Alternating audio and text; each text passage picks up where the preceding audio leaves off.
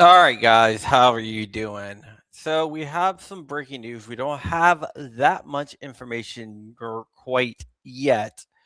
So, I'm not going to call it the A word, but it does look like Trump was attending the White House Correspondents' Dinner tonight. That is not in question. He was evacuated. There was shots fired at the White House Correspondents' Dinner, which happens once a year in D.C. Secret Service jumped into action. He was not hit. J.D. Vance was there. Marco Rubio was there. A bunch of different people were there. He was not hit, but he was taken out of there. Uh, the shooter that was that shot at the White House Correspondents' Dinner is dead. So he is dead, and we're not really sure exactly what happened, why he was shot at, or anything like that. All we know is that there was a shooter at the White House Correspondents' Dinner. Trump was there. Shots were fired. Secret Service took action. The shooter is down. He is dead. Now we're trying to get more information right now. We don't know exactly what's going on, but about 30 minutes ago, we heard that there was something going on. We just weren't sure what exactly it was. And now we know what is going on here. There was a shooter. Shots were fired. Trump and Melania was evacuated. The only injury we have right now is that the shooter is dead. We don't have a motivation. We don't know if this has to do with what's going on in Iran. Maybe it was some jihadi out there doing this. Maybe it was some crazed liberal. Maybe it was just some nut guy. We don't know. But yeah, the president might return, which would be amazing. Uh, so I'm gonna try to bring up the story here to see what they are saying. So, so let me go ahead and share this.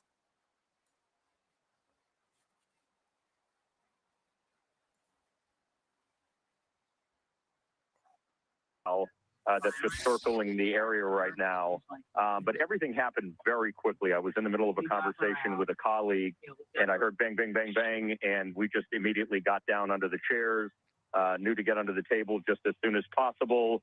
And then at that point, eventually people started to come up and really realize what had happened. But we've still got no official word yet, Kevin, and we're waiting for that official word to see what happened. People have different stories about what happened, but we're waiting to get those official announcements for what happened. Let me ask you, David, you said you heard the pop, pop, pop, pop. Did you know immediately that that was gunfire?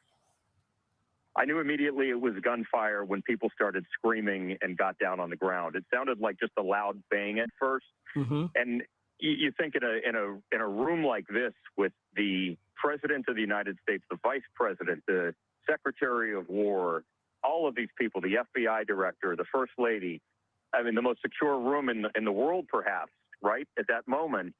And it just was very surprising to think that that would happen. So, no, that did not go through my mind at first.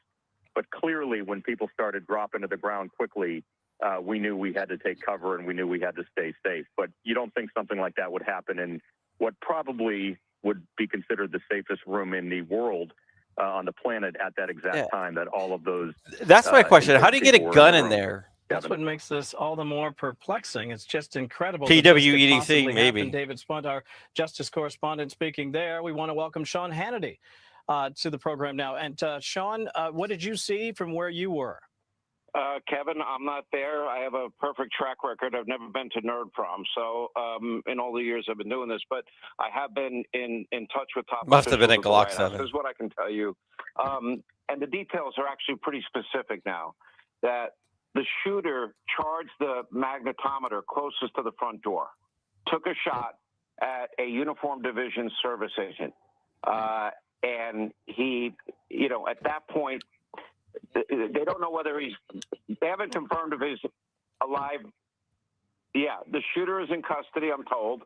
Oh, he's in custody? At this point. Everyone is okay. And the last thing I can tell you is dead. that, the White House does not want him to go back, but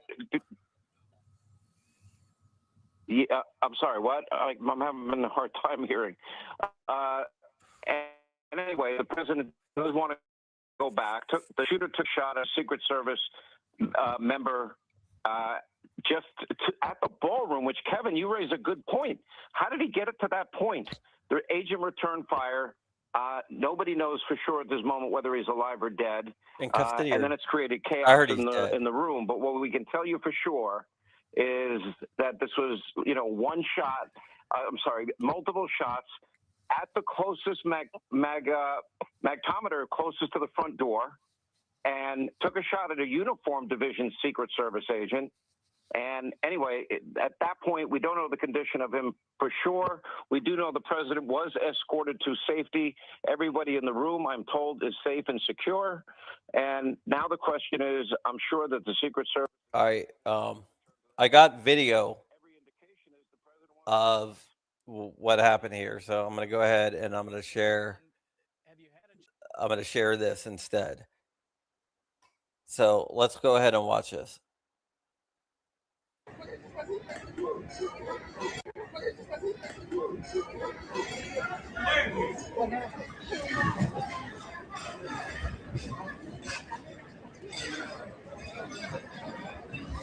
Secret Service is everywhere.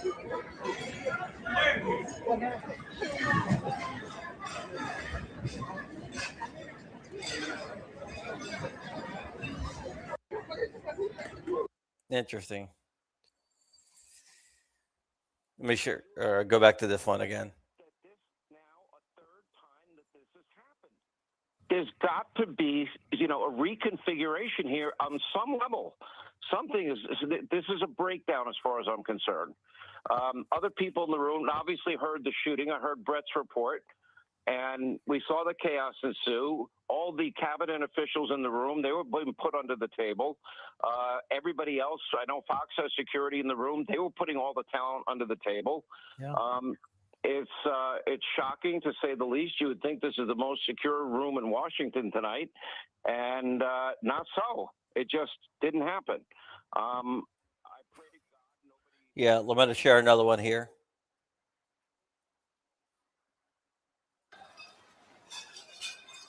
So they're going through. They heard some shots.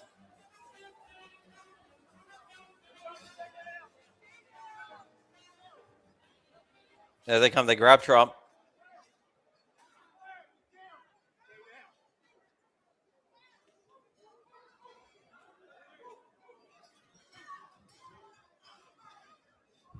And there he goes. Let's watch this one more time.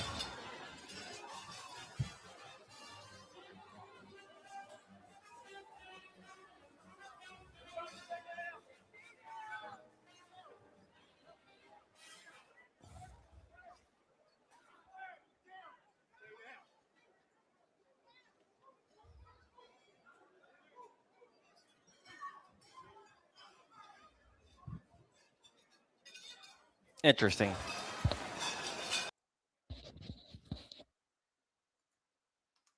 Let me just go here. Yeah. What do you guys think? It looks like he tried to rush through the magnetometer and then shot at the Secret Service agent first.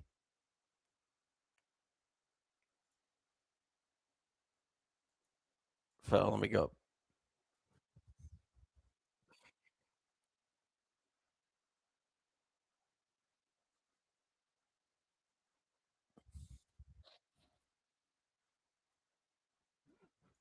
And then the room filled with armed Secret Service members. Walter, I see you out there. You want to come on?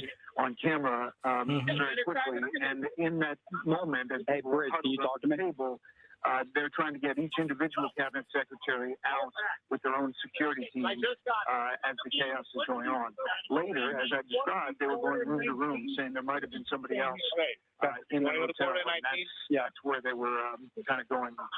Florida at 19. I'll get out. Right now, we only hear of one possible shooter, and that he was charging the magnetometer.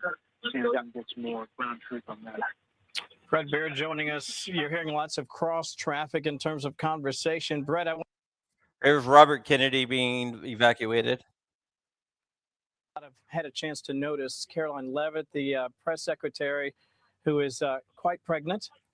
Did you see her? Is she okay? Yeah, I think she was escorted out with the Secret Service right away.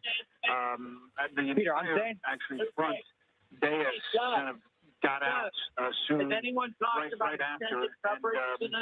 And you know, each individual cabinet secretary, you know, it's a packed room. It's like sardines in there. And so trying to get around mobility-wise was tough. But the security did an amazing job locking it all down. The question is, you know, shots fired. Was this person One didn't get a shot off? The other investigating. What's the Right now, status right Trump's now? saying he wants to go. Brett Baird joining us from the Hilton, where things are chaotic, but they appear to be attempting to welcome people back into the room. As you take a look at your screen there, you see the left side. It is still crowded. Watch this.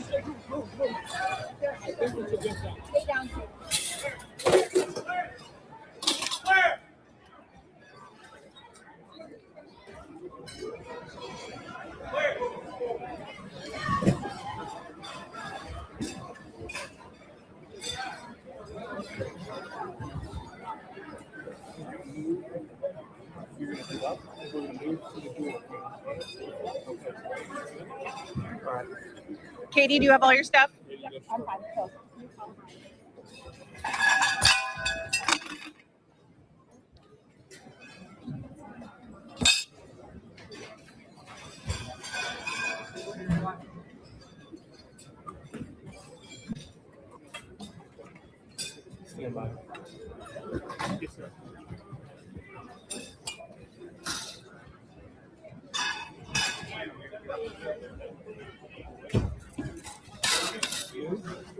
Looks like they're all looking around.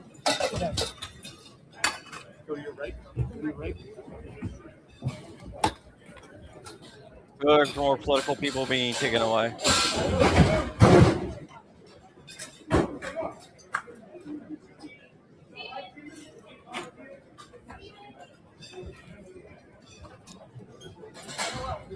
There's XTech.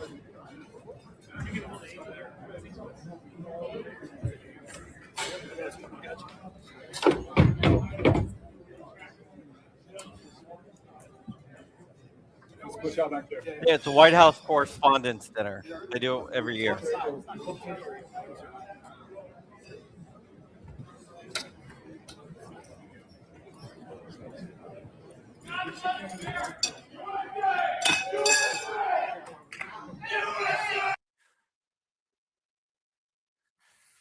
Interesting, right?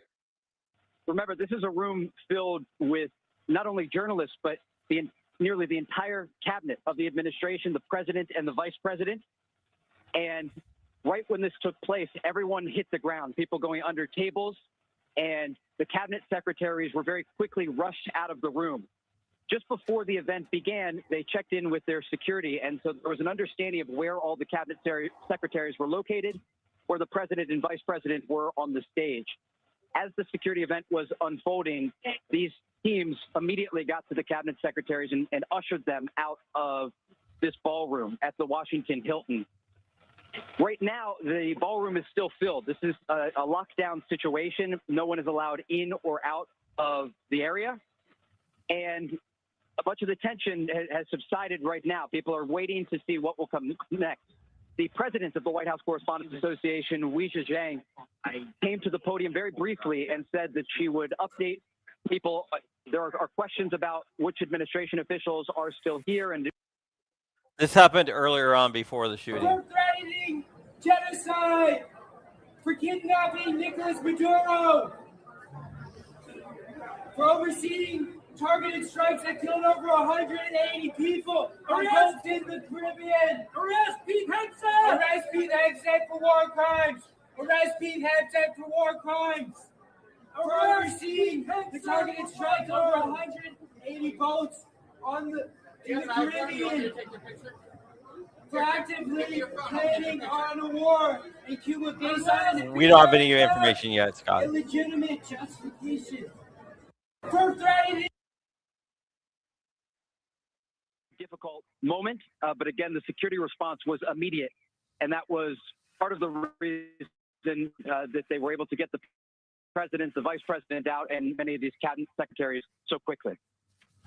Trey, let me ask you, from where you are, what's your sense of how people are doing? Are they just going about it as if, well, that was something, or do you get the sense that people really want out of that room and they want to head home? There are many people that want to leave after this event. Others were waiting to see if this event will go on and to stay. But again, just to give you those initial seconds right after this took place, there was a lot of uncertainty of what was actually happening on the ground. And so you had immediately people getting as flat as they could, many hiding under tables. And when they looked up, you could see armed, even men in SWAT gear, getting these cabinet secretaries out. They're saying that the shooter had a major gun. Not really sure what that means, but he had a major gun apparently. This was inside of the ballroom or out at that moment, and so the chaos of the moment really undercut the immediate questions. And those immediate questions were: A, where was the president, the vice president, and of course those cabinet secretaries? At this moment, This is the same hotel where Ronald Reagan was shot at, which is definitely interesting. But we do know we expect to get an update from the White House Correspondents Association president, who again came to the podium minutes ago and said that there would be some sort of update on the situation about whether or not this event will continue. But again, what we know, limited information, still trying to gather the facts of what took place just outside of this ballroom. But a significant security incident in the nation's capital. The president is safe, the vice president is safe, and those cabinet secretaries ushered. I want to show you guys something. This is on CNN. Let me just, I'm going to change view so you can actually get us see it.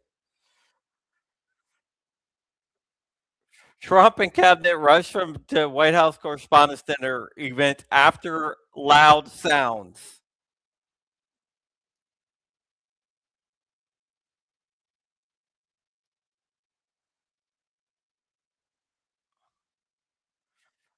Wow. Just like CNN in Butler, Pennsylvania, when they said that Trump rushed off after he fell when he was shot.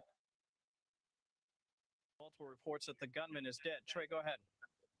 And Kevin, just to give you a sense of the security going into this event, right?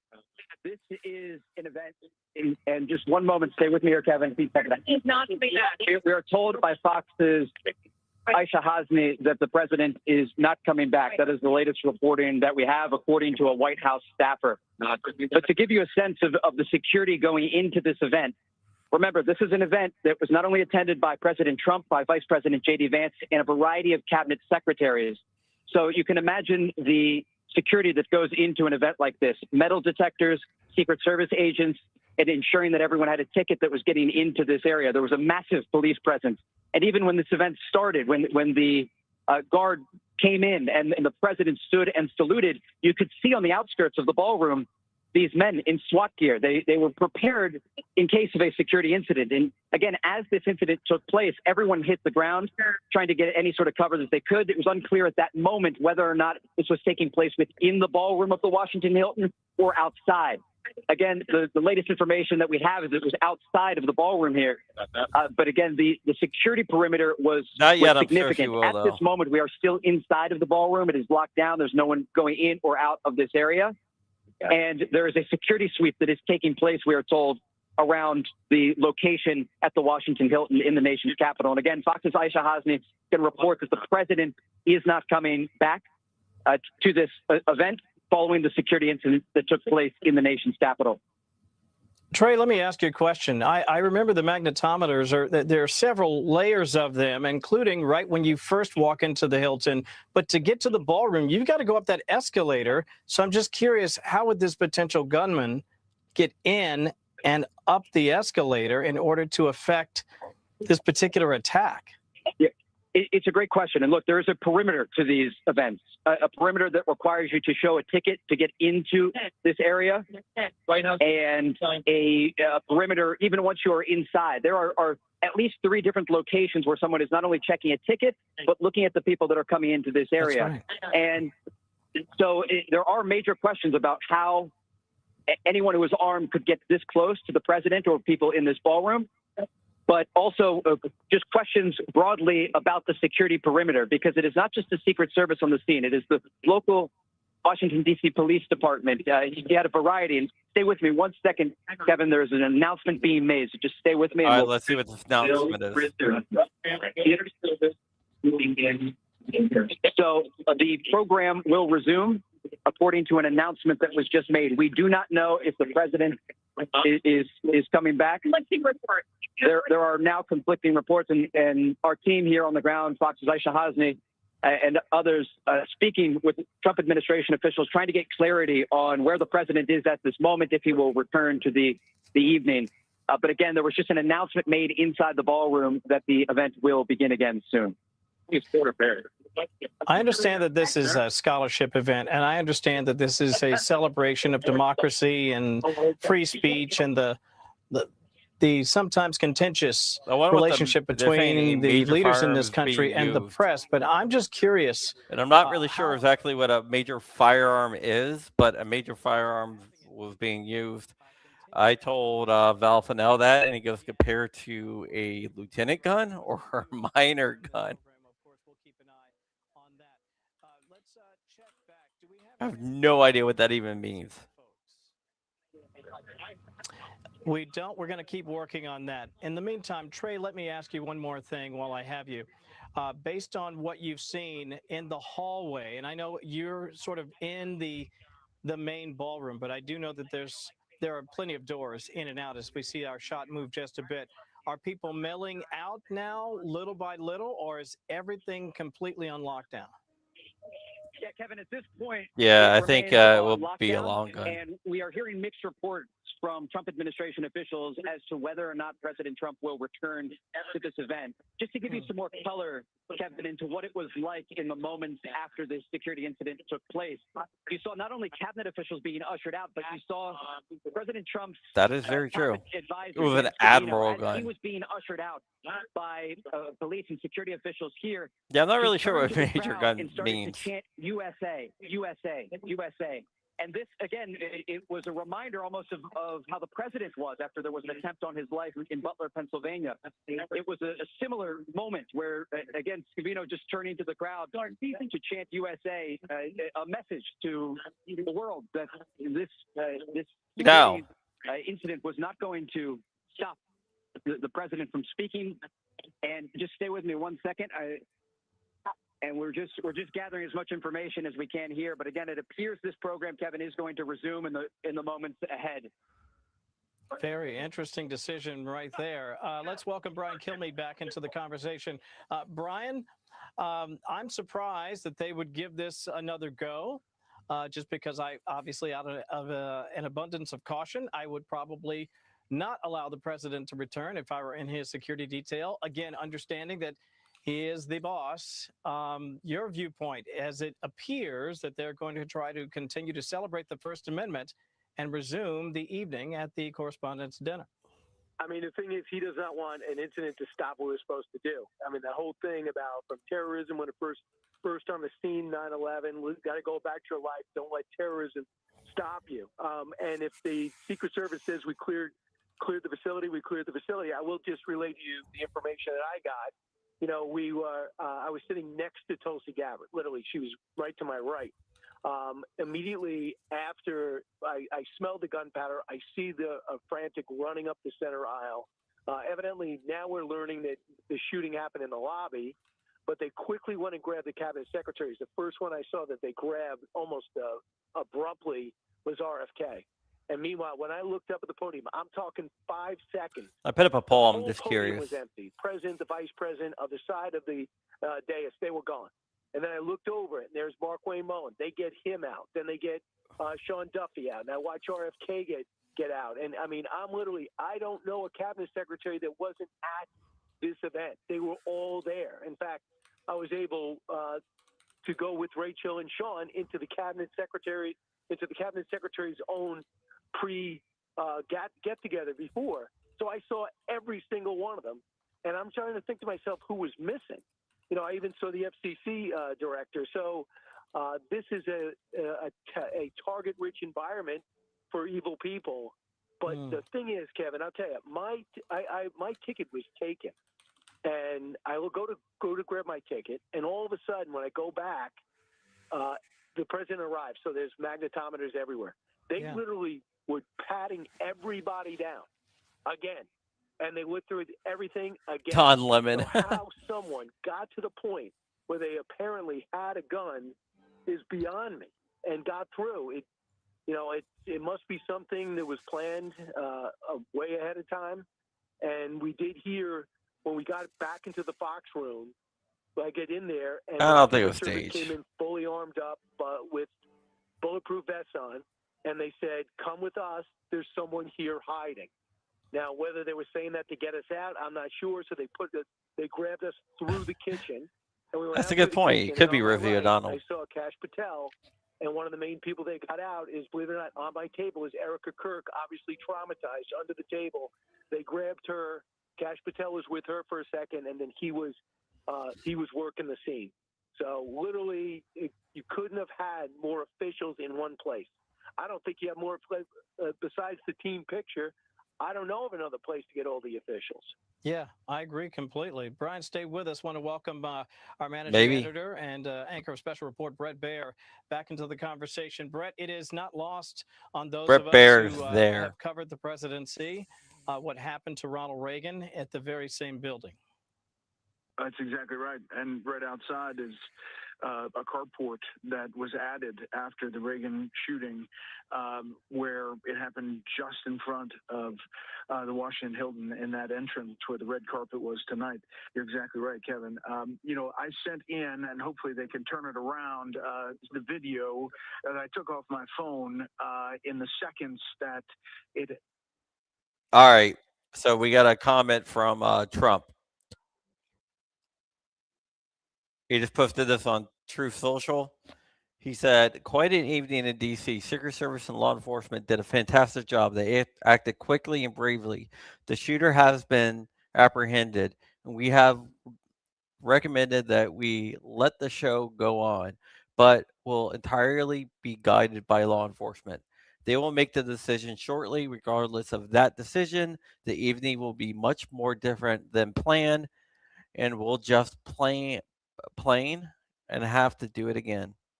President Donald J. Trump.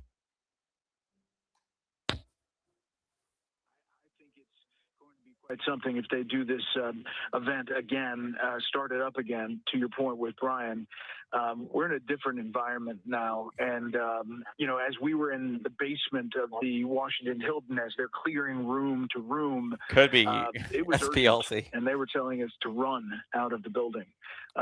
So you can imagine, you know, all the people shaken up inside that room. Yeah, and it is quite the gathering. If I'm not mistaken, more than 1,000 people fit in that particular ballroom, having been in it many, many times. It is no small undertaking trying to corral everyone. Brett, stay with us. We want to welcome our senior White House correspondent, Jackie Heinrich, to the program. Jackie, I've been reading your posts on X, your backstage post I've found very useful. What can you tell us at this hour? Well, I was on stage when we saw Secret Service agents rushing toward us. I was seated next to the vice president. We all went down when it became clear what was happening, and moments later, he was swept off stage as more armed agents came onto the stage from behind us. I was laying on the ground looking up at them. You couldn't see me from in front of the stage, we were behind sort of the drapery of the table. But agents were speaking to each other saying, are you tracking anything here? Do you see anything in the room? I crawled back behind the stage where we all made our way in a few moments, and we were held here until we figured out, we got word from Secret Service what happened. And I'm still researching to see if I can find anything behind the scenes here for the head table, for the president, for the vice president, that there was a gunman outside of the secure perimeter who tried to get through the mags. And Secret Service did its job. It's unclear to me what that means, if there were shots fired to take that person out or what. We were told that subject is off-site. The president was taken right down the hall from me. We were backstage right now, and he was taken to a hold just a little ways down the hall. He has said from the minute this happened that he wanted the show to go on. He wants this night to continue. And they're just waiting on law enforcement to ensure that there was no additional threat in the room and no one else that breached the perimeter. And we were told that there are no other threats. And so we're back here now just waiting for they try to rush through the magnetometer. Reset the table, and the folks in the kitchen are have plates ready to go out, but we are waiting on the go-ahead from law enforcement here for what's going to happen next. And Jackie, stay with us. I do want to read. Did you want me to read this post from Truth Social or go straight to Peter first? Let me read this. This is from the president from Truth Social. Quite an evening in D.C. Secret Service and law enforcement did a fantastic job. They acted quickly and bravely. The shooter has been apprehended, and I have recommended that we let the show go on, but will entirely be guided by law enforcement. They will make a decision shortly. Regardless of that decision, the evening will be much different than planned, and we'll just plain have to do it again. That from the president on Truth Social. Want to welcome our other senior White House correspondent, Peter Doocy. He is joining us from a very interesting evening, to say the least. Peter, how you holding up? Kevin, it was really scary in there. And 19th Avenue, right now, you can see just endless sirens. And this is in addition to what they had before, because when you're coming to the Correspondence Center, everybody knows that the president there, the vice president is going to be there. It's essentially just one step down from a national security special event like a convention or the inauguration, where they essentially put all hands on deck with the national security apparatus. But so there are extra police because, based on reports, there was this shooting, or there was a shooter near the main. Told by a very force that there was a shooter at the main mast locking up, who is down. I heard Jackie's firsthand. Share my first. I was thinking the same exact thing. At the stage, looking out towards the main doors. I had my back kind of 3/4 to the stage. Basically, not my back quite to the stage, but looking out towards the whole auditorium. And they were just starting to pass the bread when a whole rush of people started to come up towards the front door. And look at this girl. She's like live streaming. Earlier, the honor guard had presented the colors. Doing a TikTok video President up there. Trump, and the rest of the audience gathered to salute the country and to salute the honor guard.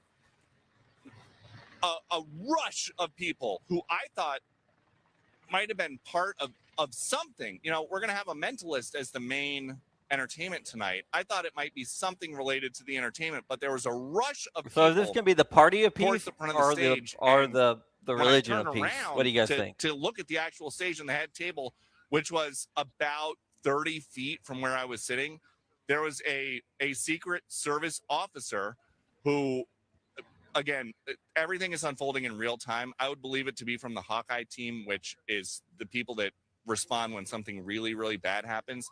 I turned my back, and there was an officer with a long rifle pointed in the direction of our table. And I'm sure that we have this video. There were officers every couple of feet with their rifles pointed out towards the crowd. That is not something that happens unless there is an extreme we got some threat to I the just got a life new of the video in. president or the life of the vice president. It is very. All right, someone sent me this video here.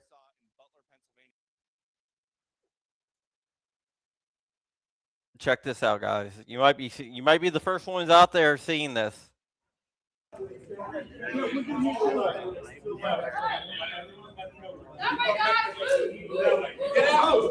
He's down. This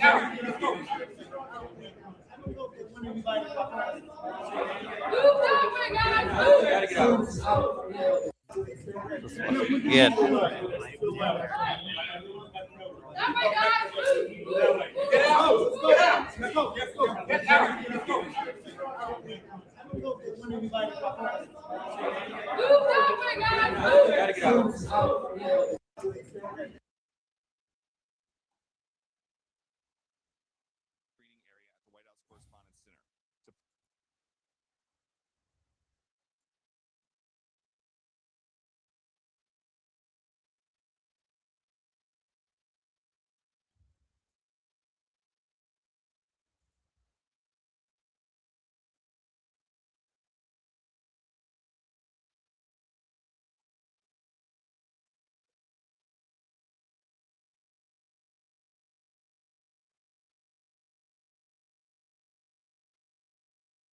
Oh, whoops, hold on. Let me share the video again here. Sorry.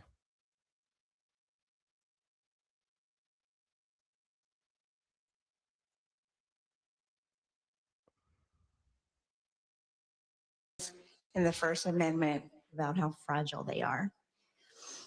I saw all of you reporting, and that's what we do.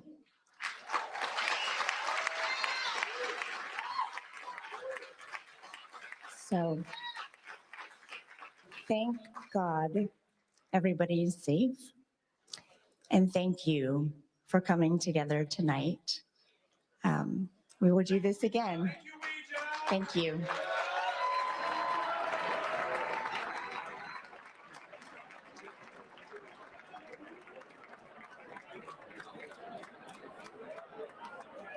Weijia Zhang speaking there, CBS News, the president of the Correspondents Association, letting everyone know that the night is off. And as I mentioned, the president will be speaking at about 30 minutes from now from the White House. He'll talk about what happened here tonight, and we expect him to also look forward to possibly getting this done at a future point. Let's welcome Sean Hannity into the conversation. By the way, thank you to Peter Ducey, who's actually outside there. I know cell service gets to be a little hinky when you have so many people all at once trying to use a limited number of cell towers. Sean, your perspective, as we heard there from Weijia, that the night is canceled. The night, it was interesting, Kevin, because I was on the phone with the president for about 10 minutes, and I can confirm, yes, he is going back to the White House. He will be making a statement. He will be making a statement about going there in the future, in the very near future. I expect that probably will be brought up tonight. I will tell you, the president was, he without an exception, everybody around him was pleading with him not to go back in the room. That's what his instinct was telling him to do. He was joking about it. Not everybody was laughing about it.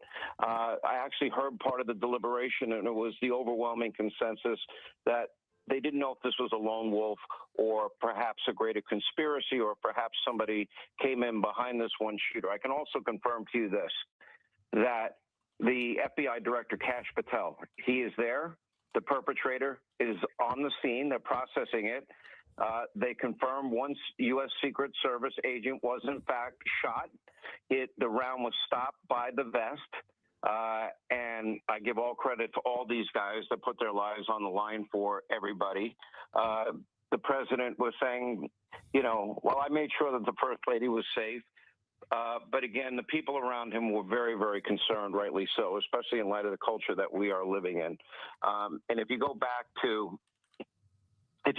what we have all been through as a nation, and you think about it, there's just too many questions. We don't know. Again, you go back to the lone wolf, wider conspiracy.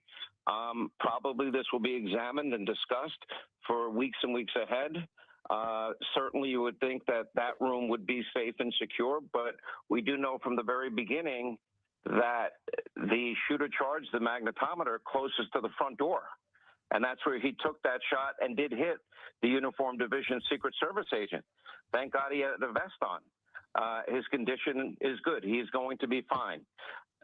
But again, you know, out of an abundance of caution, the people around the president were beyond adamant that they did not want this to go forward. They didn't feel like they would be able to, within any reasonable period of time, get that room safe and secure. And the shooter, you know, that shot at the Secret Service member, the agent did return fire.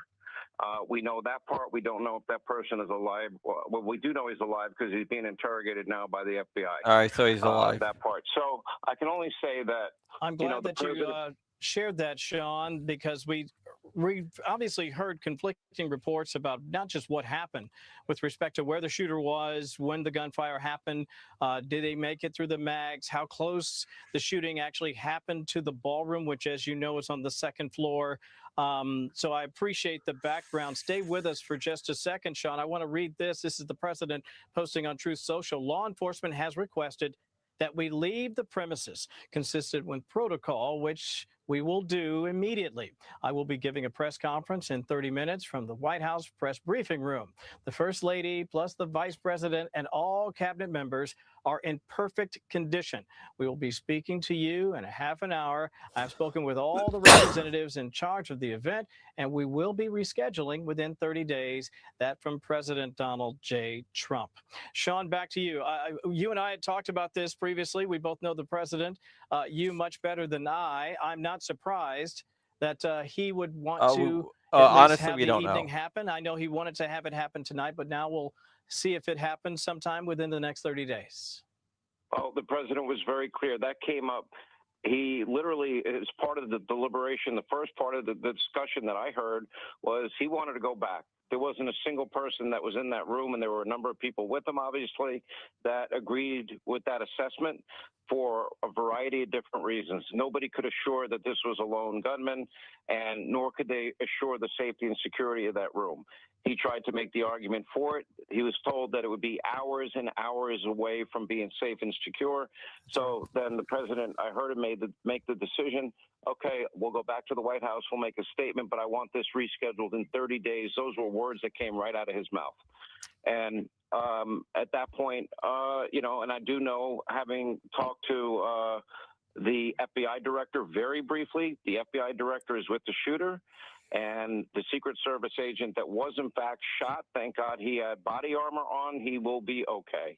And that's the. All right, so this is this is another statement we got from the U.S. Secret Service. The United States Secret Service, in coordination with the Metropolitan Police Department, is investigating a shooting incident near the main magnetometer screening area at the White House Correspondence Center.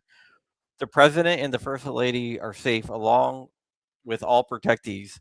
One individual is in custody. The condition of those involved is not yet known. Law enforcement are actively assessing the situation. On this, what was supposed to be a somewhat celebratory night, where the media and the president, a president that has given more access to the media than any modern day president that I can think of, and there is hostility, but still, you know, this is a night that they were going to come together, hopefully laugh. I don't know what some of these people might have said, but, you know, we've got to pray for our country and a healing that somehow can take place. I know a lot of the issues we talk about. You think so? Too many may choices? seem irreconcilable at times, but there's got to be a way to have deep discussion, debate, and make it a little bit more respectful than Nazi, fascist, and racist. Because that's the end summary of what I think the left has done to him. It's dehumanizing. They have vilified, and unfortunately, there are a lot of people that are not well, and those people that are not well, you know, could be susceptible to any suggestions that some people give. And that's the message. I'll have more well Monday said, night. my but friend. I really All right, appreciate here's you Rep. sharing that. I Stutzman. just want to share this detail from backstage. All right, let me hear this. Our colleague Jackie Heinrich and others have reported that Poor Erica Kirk. I mean, you mentioned we What's all up, saw Hitler. Alex? Long time no see. Look, we all saw what happened to poor Charlie. We got.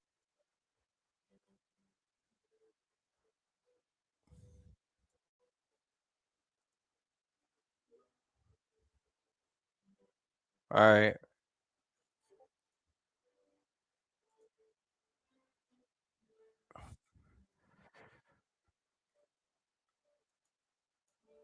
All right, here it goes.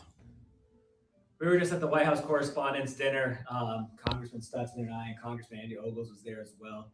We were just evacuated. There's gunshots right outside the hall. People were obviously underneath the tables. We were evacuated with the rest of the cabinet, and thanks to the good work of my senior law enforcement advisor, Scott Messina, he was able to evacuate all 3 members of Congress. And I don't know, Marlon, that was pretty jarring. Right outside the hall. No, it was very scary. I was actually sitting with the News Nation folks, and we were actually talking about how, here we have all this freedom in our great country, and all of a sudden, like 50 to 75 feet over my left shoulder, gunshots go off, and we all just jumped underneath the table. The stuff on the table was falling over, drinks had spilled over, it was all over my arm. But everybody is safe that were around me, and obviously very scared and concerned. And so praying for the safety of our law enforcement and our security officers there, praying for the safety of everybody that's still Thank you, Juan. Thanks to Abe's security team for getting us out safely. And, we're just praying for the situation. And I guess especially pray for. There you go. And for all those wondering, I am wearing my Cartier Santos today. I do a watch podcast on Wednesday with Hank Strange at Ticks and Bangs at youtube.com /@TixBangs if you are interested in that type of stuff. In Butler, when he got hit, stood up, fight. And, he's a pretty unique historical figure in many ways. And it's hard to watch all of this. And, I don't care. We've got to keep elected officials, Democrat, Republican, liberal, conservative. We've got to protect them. That's right. And I'm not casting aspersions against anybody. I am saying that there's got to be, reevaluation of this. There are so many brave men and women that do put their lives on the line to protect our elected officials. We don't know yet. But when a breach like this can happen, we need a full reexamination of all of it.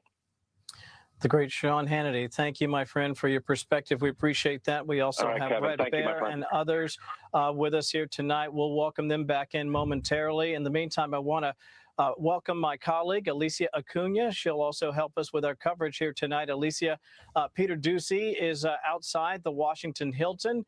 He, of course, is our senior White House correspondent. Hi, Kevin. Yes, and we're waiting, I guess, more word from Peter Doocy at some point here. But I can't help but stop and think as I'm watching all of this unfold, and as I was preparing to come out here, thinking about you and I sitting next to each other on the big weekend show before we came out, before all of this unfolded. And what was the big mystery here? It was what was the president going to say when he was standing before the journalists? How were they going to respond? We talked about what people were wearing. And here we are once again, for the 3rd time in 2 years, talking about the Secret Service going into action to protect the President of the United States. Twice before he was the nominee, once in Butler, and then again in Florida. And now here, I believe David Spun said this is one of the protected places on earth on this night, right? It doesn't rise to the exact level that Peter Doocy was saying when you're talking about an inauguration, but it comes pretty darn close. And now, once again, Americans are watching violence unfold in an area where the President of the United States is, and it's really hard not to hurt in that way, And I think about the First Lady. She was there tonight. We were all talking, you remember tonight, about what could she possibly be wearing? What will she's always so elegant. And she had to sit there once again and stands tonight knowing that her husband once again was in such danger. Boy, I'm not going to such jump a to any great conclusions point, and say this She's, is definitely an assassination picture of Trump. Of elegance, and yet she's also had to go through so much. I can't imagine what's going through her mind right now, as of course we look forward to hearing from the president here shortly. But in the meantime, let's welcome Trey Yingst back into the conversation. Trey has been inside the ballroom, which appears to be emptying out just a bit. Trey, what do you have? Yeah, Kevin, just to give you a sense of what this was like in the moments after this security incident began, there was a lot of chaos inside the ballroom at the Washington Hilton in the nation's capital. Immediately, everyone hit the ground, people getting under tables, some people were crying, and the cabinet secretaries were getting ushered away very quickly. President Trump and Vice President J.D. Vance were on the stage, and so there was a concerted effort to get all of the high-profile administration people out of harm's way as quickly as possible. And then the ballroom was locked down. And there was an understanding that this was a very dangerous moment because you had all of these high-profile administration officials all in the same room. And Kevin, to give you a sense of what it was like just going into the ballroom before this began, when you arrive at the Washington Hilton, there's a security perimeter. And that security perimeter is where you get your ticket checked initially, and then you go inside, your ticket is checked again. And before you're able to even enter the ballroom, you have to go through metal detectors. And there are Secret Service officers there ensuring that no one is carrying weapons or anything on them. And we understand All right, that I got a is the picture moment of and the the location at which this security incident shooter. took place. As it was unfolding in the ballroom, Wait a again, second. it was a very chaotic Trying to moment. get it loaded up and here. the ballroom was immediately locked down. And there was an understanding that this could have gone on and the security perimeter had to be swept. And so everyone had to stay in place. But again, Kevin, at this moment, we understand that the ballroom is being evacuated. I just came from there, was able to get out of the building. And you can see the lights behind me. There is a massive presence of police, Secret Service, and ambulances and first responders on the scene. There were many people in shock.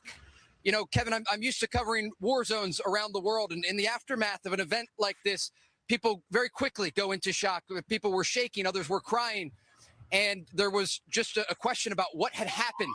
We could hear the commotion just outside the ballroom. But again, inside, that was where the majority of the people attending this dinner were located. And the All right, president, again, load it up. taking to Truth Social. And he said, All right, this is the picture of the shooter.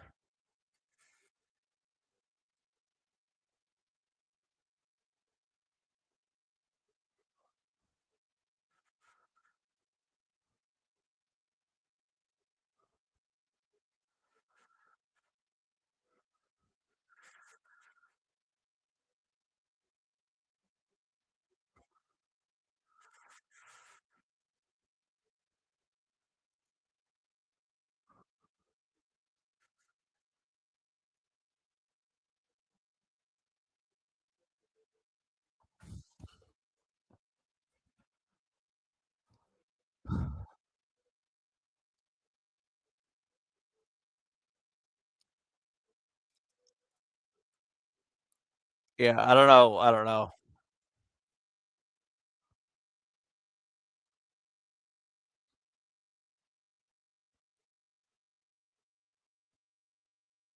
And so what they're doing is they're having any congressional members that are inside the ballroom still sort of gather in a place where they're going to take them personally. Capitol Police will escort them and drive them to their homes just out of an abundance of caution. So there's a procedure in place to make sure that people are evacuating this building safely. And so we know the president has left. We know he's going to brief in a couple of moments here. And now the second part of this is to make sure that congressional members get home safe as well.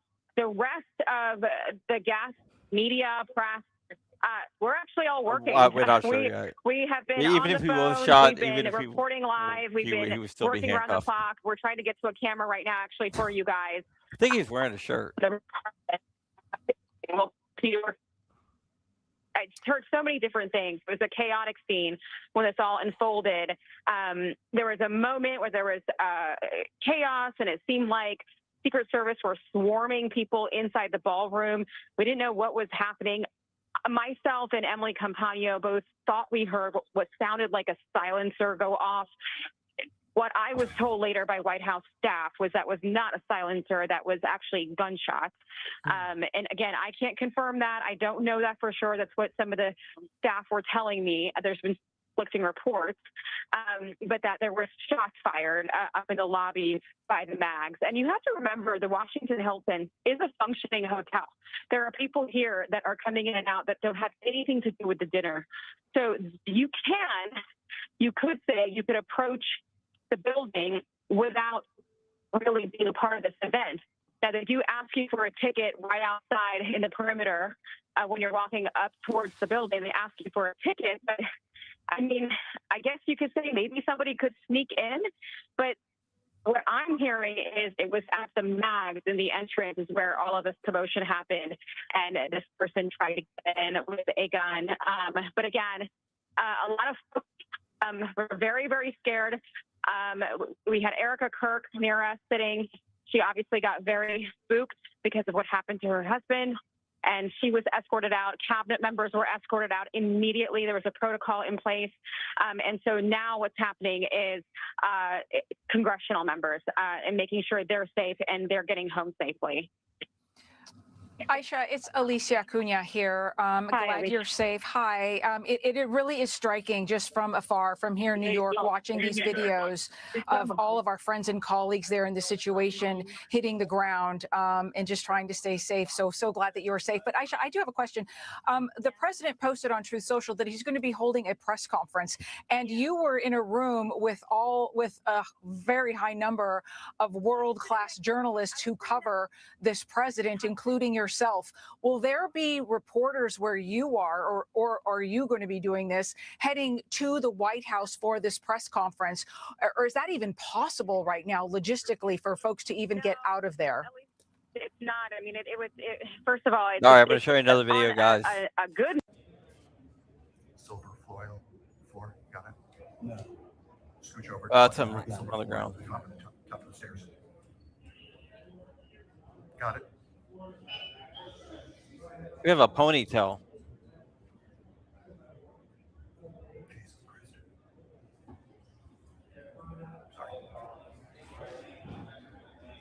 A man bun. Anyone seen DLD lately?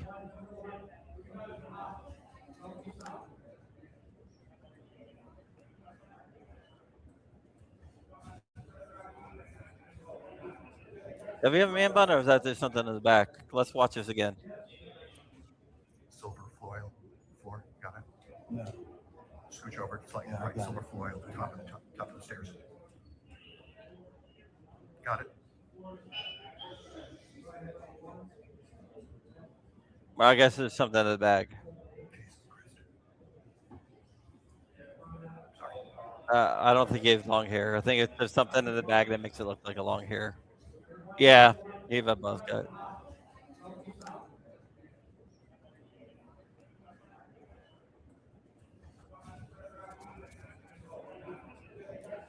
No innocent people were harmed, and everyone is now safe. We're grateful, as always, for law enforcement and first responders who acted so quickly to bring the situation under control. And then he adds this poignantly, praying for our country tonight. All right, so it looks like it was a shotgun. You know, Kevin, aren't we all just praying for our country tonight? Because this is a jarring moment, I think, for the United States, for Americans, to sit back and watch this occur once again. So yes, we are all praying for our country right now. And joining us now by phone is host of Fox News at Night, Trace Gallagher. Trace, you were in the ballroom as well, correct?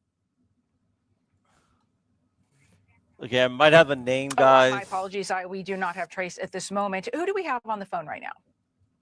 Just give me a second. I'm not going to say his name because I never do. Alicia, while we continue to try to get more staff, and we had so many, obviously, in the ballroom. The guy from Torrance, I just want to point something out. I was watching earlier, right as you see them now clearing the material on the left side there. I was watching as Trey Yangst was describing the perimeter, and as you look at the semicircle there on the right, track down this guy. Correspondence dinner is at the Washington Hilton. I know you've been as well. It is still remarkable to think that someone who is armed, who is not a part of the security detail, can get that close. Because again, as I think both Peter Doocy and Trey pointed out quite, I think, adroitly, you need to show your ticket.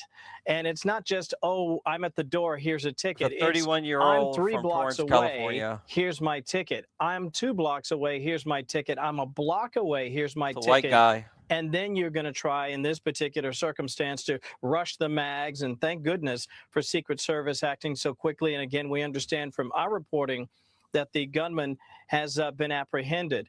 and is now in custody. There have been other reports that the gunman was killed, but that is not the reporting we are sharing at this hour. But what's interesting again to me is he unless might this not be person white. somehow I think it had might be a light a skin specific black. type of ID, Nah, something light-skinned that they black. manufactured that they were able to utilize to get closer The to the teacher. building, it is still inexplicable to me that they could get that Maybe. close If even this is all to crazy. approach the mags with a loaded weapon. But again, thanks to the quick action of the Secret Service and others for quickly neutralizing the gunman. No, you're exactly right, Kevin. And I do believe we might not be have right, Brett though. Who Baer knows? on the phone once again. Is Brett with us? Yes, I'm right here. Hi, Brett. Thank you so much. It's Alicia Acuna. So glad that you and Amy and everyone are safe. Wanting to know now any update that you have and what's going on around you. Well, If we've this is evacuated now. true, We're he's, out of the building, he's, and as you may have heard early yeah, this on, is all we speculation. were None of this is escorted for by sure. Fox Security. By the but way, we should give a big applause to our there is own a guy security sharing the staff that same worked name alongside the Secret out of Service, and Torrance, in those chaotic first California, who's a minutes, teacher, first and it looks seconds, like I should say, he as gave everybody is taking to the ground and going under tables, Kamala and you see Harris. the president being escorted out there Not with the cordon 100% of sure. Secret Service agents. At the same time, our Any- security was anything be jumping wrong. to all the executives and all the That's the tables other that reason we why I don't had. want to give a name. And, Even if I did a great give job. out We names of managed to shooters, get I out wouldn't give out the name right now. to a back 'Cause door we're not to exactly sure. a lower point of a holding room where we had a pre-party, and that's when I described these heavily armed Secret Service, full gear, as you're seeing on the screen now. Those guys, looking like those guys, came into the room and said, "You had to get out of this area, run to underneath the Washington Hilton because they were looking for somebody else if there was another possible shooter." It does not appear there was ever any other threat, but they were clearing room by room.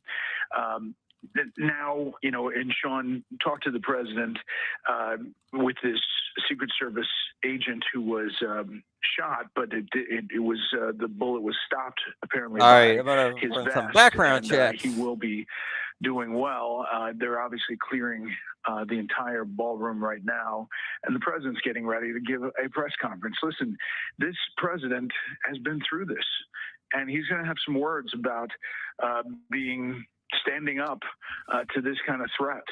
And, he says he wants to do it again within 30 days. And I'm sure we'll be back in the Washington Hilton in that same spot with a lot of security. And Kevin, to your point, you're right. There's different levels. They shut off streets, 3-4 streets away. As you get closer to the Washington Hilton, we went through a number of different stops with our tickets, and then obviously the magnetometers to get into the ballroom itself. Indeed, my Brett. beautiful wife. Go ahead, Alicia. Oh, thank you.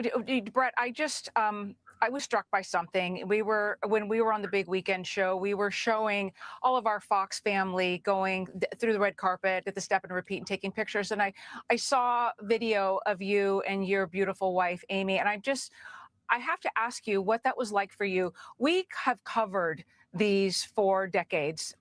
Tragically, we've covered shootings. We've covered all sorts of scary and terrible events, but it's not often where you have a loved one next to you in that moment, and you're also part of it. And I was worried. She was really shaken up and went under the table, and as did many people. I was kind of sitting up, and I actually used my phone to take video, and she's telling me, get down. The security, I'm sitting next to the Homeland Security Secretary. His agents are on top of him, pushing him down to make sure he's not popping up, and they're trying to figure out a way to get him out of the ballroom quickly. I was worried, and she was very shaken, I should say. But 2 tables away was Erica Kirk, who also was under the table and obviously was really shaken up, and she was escorted out and crying in the back hall, as you can imagine, after the assassination of her husband. Boy, it just really tugs at the heartstrings when you hear stories like Brett's and others. I was struck by the fact that they ushered Caroline Levitt out of harm's way so quickly. For those who know, the White House press secretary, of course, is I want to say 8.5 months pregnant. So they were able to usher her off of the stage safely. But again, families like Brett's and others, and a harrowing circumstance, certainly in the early stages, you just don't know what's going on. Joining us now is Martha McCallum and Trace Gallagher. They're at the White House Correspondents' Dinner. They're not quite ready yet. We'll be joined by them momentarily. Brett, if I might just add this last layer, we're expecting the president to go to the Brady press briefing room and offer his remarks and perhaps a statement and more. Does that surprise you, and what should we expect him to say? No, I don't think it surprises me at all. And to Sean's conversation with the president that he referenced, I think he had to be persuaded by the security folks not to go back into that room because it would take them far too long to clear the hotel. You know, it's a big security challenge anytime the president goes any place. And in a big room like that, that's like 1,500 plus people, you know, it is a big lift. But I think that the president's going to talk about resilience, talk about getting past this, talking about, you know, similar message to post-Butler and after the assassination attempt in Florida, where he said they can't stand, and which is part of the message of let's get back at this within 30 days. So I assume you'll hear a very resolute President Donald Trump by the time he takes the podium in the White House briefing room. You know, and Brett, we're watching the White House briefing room. We're looking at the camera from where we are right now. And I believe I saw someone in a tux. It looks like some people who were in the room where you were somehow made it also to the White House briefing room, which is incredible, talking to Aisha. And I've been to a couple of White House Correspondents' Dinner. It's been years, but getting in and out, as she said, is nearly impossible on a good night. But yeah, I'm looking at a woman right now. She has an evening gown on. It's just so striking. Yeah, it is. And, you know, the press pool travels with the president. I don't know if they managed to get into the vans soon thereafter when the president was escorted off the property. But it usually, having been in the press pool many years, you know, it's a close pool, and where the president goes, eventually those reporters go with. And that may be what you're seeing. I think I saw David Spunt walk by there, and he's probably in position as well. Yeah, you're going to see a lot of people in formal wear in the White House briefing room. It was supposed to be a celebration of the First Amendment. Oz Perlman, you know, was going to do his whole routine with the president. The president was expected to talk for, you know, not until later in the evening, but, you know, it was a celebration, really. And the fact that he showed up was a big thing, and obviously was mentioned by the president of the White House Correspondents Association at the beginning. Brett, we want to continue the conversation. As we're looking over here on the left side, I see some familiar faces, people that I'm sure you would recognize as well, as they are now preparing the podium. What happens usually if the president is going to speak in the Brady press briefing room, they will bring in a bevy, sometimes as many as a half dozen Old Glories, American flags, and then they will bring, I imagine, because there were so many individual cabinet members that were there, it is highly likely that they too will speak tonight. Would that be your expectation as well, Brett? Well, you know, you may have the FBI director talk about what they know. Don't know that for a fact. As we were running out following the Secret Service and their orders to get out of those rooms underneath the Washington Hilton, we passed by Kash Patel, who was talking to a bunch of officials, and he was on site. So I don't know if he'll be there. Up information, but clearly guys. this is the president's moment to make a statement about this night, but maybe broadly about the situation in which we live. All right, Brett, stand by for us. Who is next, folks, in the booth? I believe we have Martha McCallum with us now. Martha, are you on the line? Hi, guys. I am on the line, and we're still here at the Hilton where the dinner took place. We just exited the room a short time ago. We went right through the area where the mags were, where we believe this shooter was apprehended. The video that you're seeing on the right-hand side of your screen is the table that we were all sitting at. And it was scary. I mean, everybody dove under the table. The first thing that I saw that registered that something was very wrong was just a slew of Secret Service agents running as hard as they could down the middle of the room. It's an enormous room, very hard to get around the tables. So some of the Secret Service and law enforcement officials climbed on top of the tables. Some people got knocked over. People were climbing and diving underneath the tables.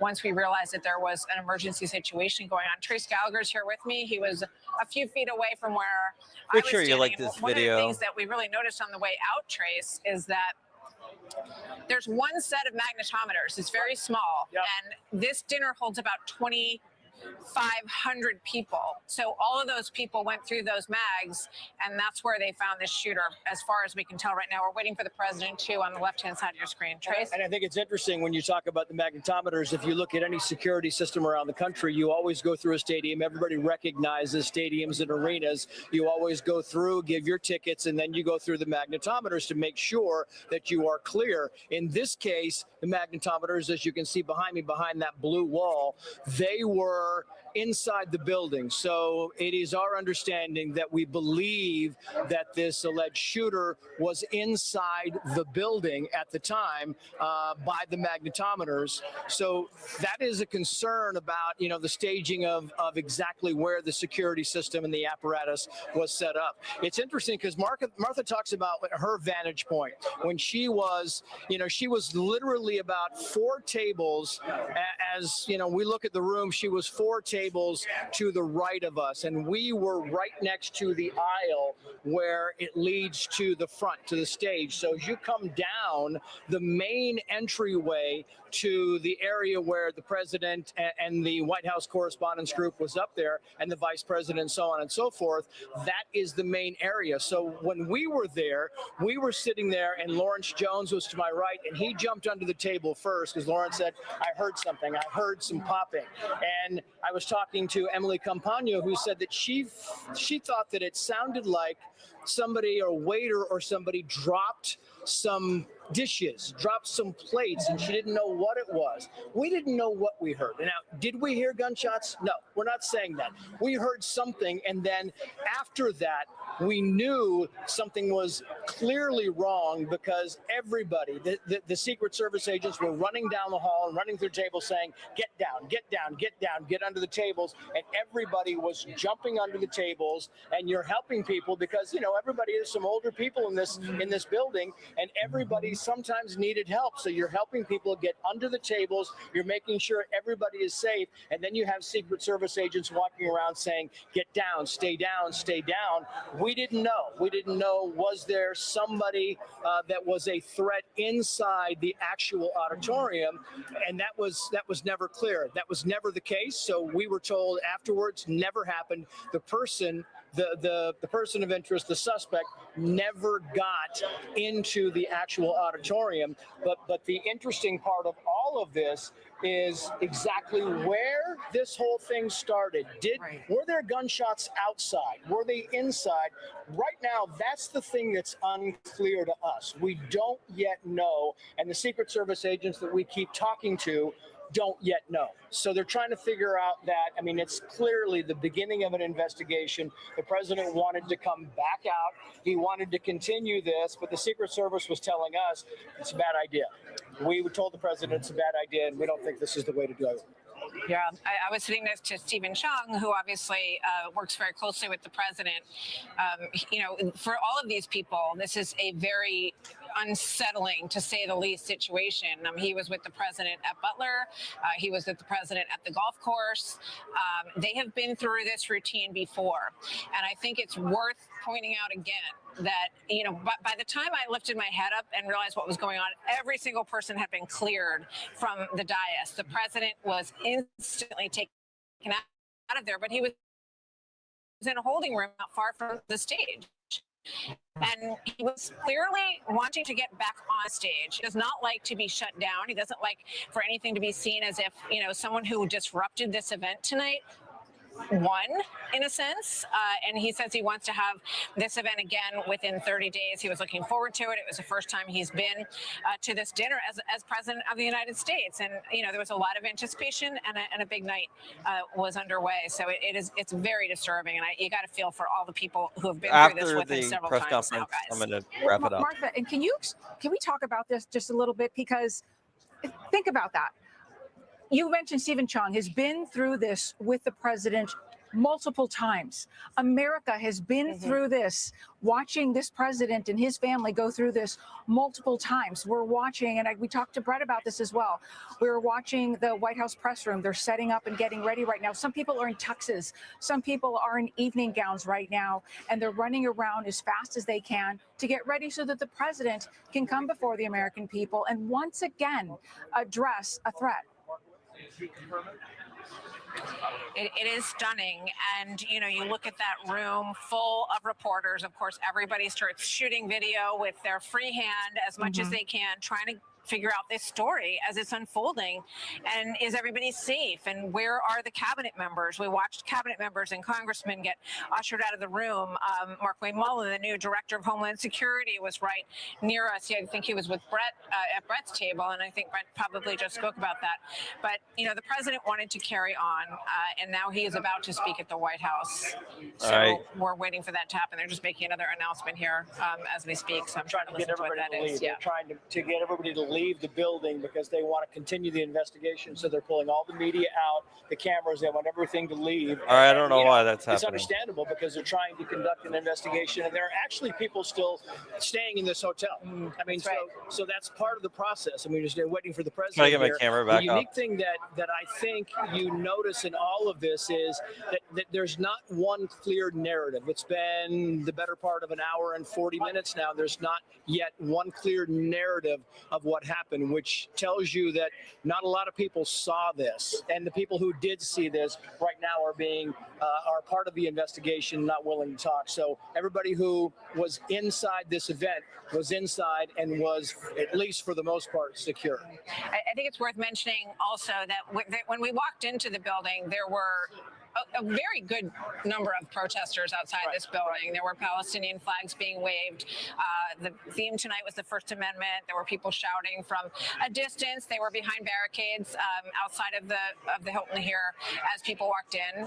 Not that unusual in today's world, but I think it's worth noting. And that was one of my first thoughts when I could tell that something was happening. I thought maybe it was protesters that had made their way into the room. I think a lot of us had that thought initially, and that they were going to tackle them probably and get them out of the room, but it wasn't that. They were responding to someone who had shown up with a gun at the magnetometers and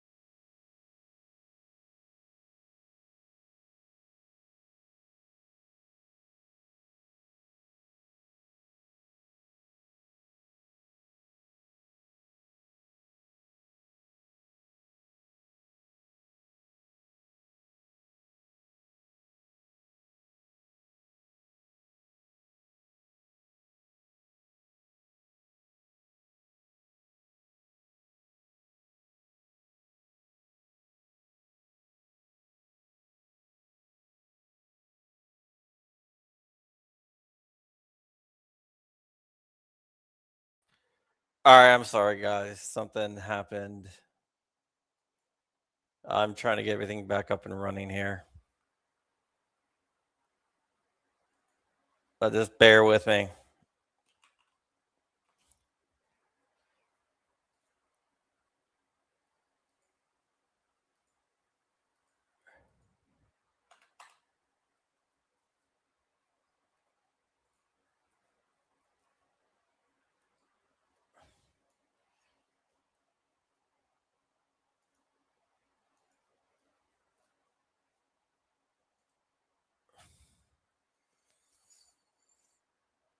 All right, almost there.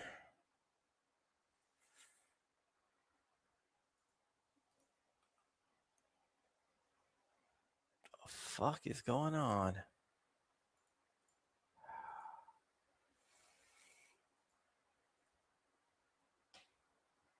Oh, if you can hear me, just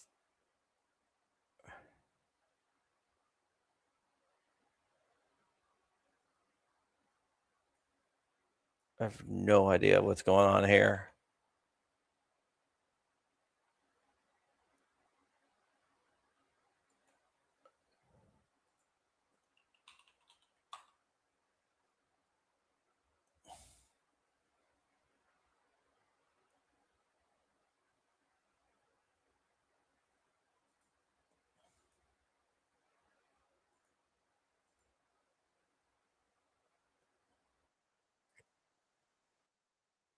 All right.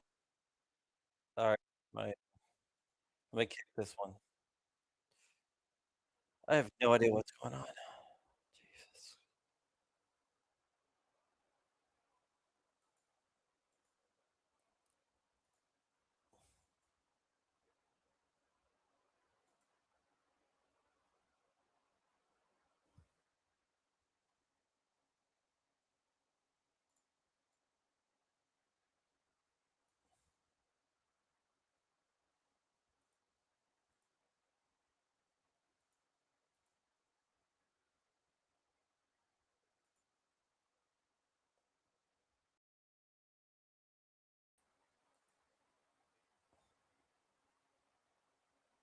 Go. They've done sound checks in there. The flags are up, and the president All right. clearly, you would have thought in most cases in this situation that the president of the United I'm States back. would have been My out of the camera's not building working. instantly. Yeah. But President Trump did not leave the building. And it's apparent that he very much wanted to get back out there. At one point, they said, we're going to serve dinner now. So there were signals that were going back and forth. We just have a 2-minute warning that the president is about to come out. So we're going to stay with you, obviously, until that gets underway. But, clearly everybody, very shaken up by what happened here tonight. And, it really speaks to the environment that we live in. And this president has seen these kinds of situations just way too much. So back to you guys in the studio. Yeah, of course. Thank you, Martha. And we've been given the 2-minute warning from Peter Doocy. I guess we're probably less than 2 minutes now. So we're awaiting the President of the United States here at any moment now. And one point that Bill Maloogian pointed out earlier tonight and was followed up by one of our producers in D.C. is that the U.S. Secret Service falls under DHS and is not currently funded, as the Department of Homeland Security has been shut down since February. Some frontline agents have been paid by money from the big, beautiful bill, but non-essential personnel are not getting paychecks. Right. Kevin, as we await the President of the United States. Which will no doubt intensify the discussion on Capitol Hill to get those who are so important, not just to the safety and security of the president, but all of those who have been suffering throughout this shutdown, this partial shutdown of government, to get them finally funded. That conversation will no doubt intensify here in the days and weeks ahead as we continue to await the president of the United States. We see Peter Doocy there up to the left. I've also seen David Spunt, our justice correspondent, as well in the audience. Martha, as we wait for the president, I'm imagining that he will be defiant as always, wanting obviously not just to return tonight, but obviously looking forward to having the dinner sometime here in the next 30 days.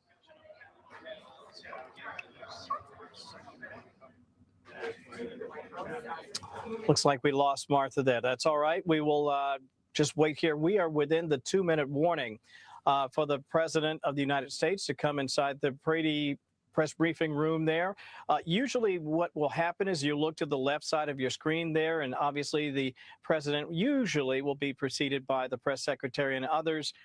We anticipate that there could be a cabinet member or two, Alicia, that could also speak tonight, perhaps even the FBI director, Kash Patel. Again, we're sort of guessing who might come out and speak, but it would seem to make the most sense, obviously, to come out and first let everyone know exactly what happened, what we know about the shooter, and where we go from here as we await the president, Alicia. Exactly, Kevin. And, you know, earlier tonight when there were reports that the president of the United States said that basically the show was going to go on, he still wanted to continue it this evening. I don't know about you, but the first thing that came to my mind was Fight, Fight, Fight 2 years ago in Butler, Pennsylvania, when he stood up with Secret Service trying to protect him. And he said that that is the spirit of this president. And it continues this evening. He's been communicating with Americans and the media through social media all evening. And any moment now, we are going to hear from the man himself. It'll be a show of force, whether it's the president alone or if he comes out there, as you mentioned, with other cabinet members, with the vice president as well. We will have to wait and see. But sadly, this is a message that he has had to give before. And he has had to talk to Americans before and assure them that he was safe and that other people were safe. And once again, thank the U.S. Secret Service. Kevin? Indeed. There are some reports, and we're chasing different names. I've been reading different accounts, again, not confirmed, as we, of course, hope that we will get more clarity and more information here, not just from the president, but also from those in law enforcement. One of the names that we had heard, a 31-year-old male from California, is now in custody. In connection with this particular attack. So it is a guy. I don't want to say the name, but we'll see if we can get confirmation of at least that limited reporting that we have at this hour. For those of you who have just joined us, Kevin Cork, Alicia Acuna, you're watching Fox News live continuous coverage of the White House Correspondents' Dinner, which was interrupted after an apparent gunman tried to charge the mags and discharged a firearm, we understand. And as we get more information, we anticipate hearing from the President of the United States in mere moments. But in the meantime, let's go back out to Trey Yingst, who has done yeoman's work for us both overseas and here tonight. Trey. Yeah, Kevin, I just spoke with a senior White House official who said behind the scenes, it's a very somber but resilient vibe. Administration officials are reminded of the two previous attempts on President Trump's life. When I spoke on the phone with one official at the White House, they said this was a reminder of Butler, Pennsylvania. You can imagine these administration officials, the president himself and the vice president, they have a long history of experiencing these types of security events. And it is just a reminder of how dangerous moments can be. But when you look at the security perimeter that was around this area, it was not just the Secret Service, but the local police, a variety of different law enforcement agencies. And there were a number of checks to get into the Washington Hilton, along with those metal detectors where we understand this security incident took place. I think back to inside the ballroom as this security event was unfolding. Many people got under the tables. Some people were crying, others shaking. And a top advisor to President Trump, Dan Scavino, as he was being escorted out by Secret Service, raised his fist and started to chant USA, USA, USA. And it was a reminder almost of what President Trump did after the attempt on his life. The people around the president prepared and got out as quickly as possible. You saw a moment of people coming together, Kevin, and looking out for each other. There were some people hiding under tables, others getting cover, laying flat on the ground wherever they could. And at this moment, as the security event was unfolding, some Secret Service officers, others wearing tactical gear, had weapons pointed out over the crowd because they were scanning to see if there was a threat inside of the ballroom. And it was just an unpredictable and very tense moment inside of this hotel as this security event was taking place. The president escorted out with the vice president in seconds. And those cabinet officials, they had security on the perimeter of the ballroom. I was sitting next to the Secretary of Transportation, Sean Duffy, and immediately his security team got to him, escorted him out. Other top advisors to the president also quickly escorted out of the ballroom before it was locked down. And for a very long time, people had to stay inside as they were conducting this security sweep around the area. Again, people, many of them in shock as this was taking place, understanding that just feet away outside of this ballroom is where this shooting took place. The president is expected to address the press corps in Washington, but more broadly, the nation about this event that took place, which was supposed to be a celebration of the First Amendment and journalists around the world. Scholarships were supposed to be given out to journalism students here in Washington, in the nation's capital. And again, this turned into a very somber moment, and a senior White House official telling Fox News that there is a resilient vibe within the administration right now. incredibly acted upon by Secret Service and law enforcement. And here we go. This was an event dedicated to freedom of speech that was supposed to bring together members of both parties with members of the press. And in a certain way it did, because the fact that they just unified, I saw a room that was just totally unified. It was in one way, very beautiful, a very beautiful thing to see. A man charged a security checkpoint armed with multiple weapons, and he was taken down by some very brave members of Secret Service, and they acted very quickly and have just released, for purposes of transparency, clarity, I've ordered it to be put out. You probably have it by now, put out on Truth and put out on many of the platforms. A tape showing the violence of this thug that attacked our Constitution, and also showing how quickly Secret Service and law enforcement acted on our country's behalf. Really did a great job.